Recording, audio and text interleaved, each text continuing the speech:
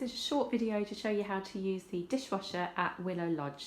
So the dishwasher is located under the kitchen draining board, and just before you start to use it, if you can please just check that it is switched on at the plug with the light illuminated. And when you go to load the dishwasher, you can pull it open like this. You can use the top shelf for lighter items like mugs, glasses and small plates. And then the bottom tray needs to be used for bigger plates and larger, heavier items. Then when you're ready to switch the dishwasher on, you'll need to load a capsule into this and then click this door shut.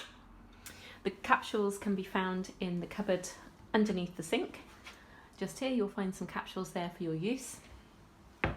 And then you'll need to switch it on. So when you're ready to switch it on, if you press the power button on the end, and then you'll notice that one of these lights is flashing. These are the different programs that you can select. I would say most of the time you'll be able to use the Eco program, which is the most environmentally friendly, washes at the lowest temperature and for the shortest period of time. So if you've got lightly soiled items, then that should be fine. But if you do wish to change the program, you can cycle through the programs by pressing this button. This one here is for if you've got some quite light and delicate items in the dishwasher, such as delicate glasses, you might want to select that program. This one here is just an hour-long program if you want to get the wash done and completed quickly. And if you select that one there, that's just a rinse only, so it's not a full wash program, it's just to rinse it. And this one here is a more intensive program. If you've got very heavily soiled items in the dishwasher, then you might want to select that one.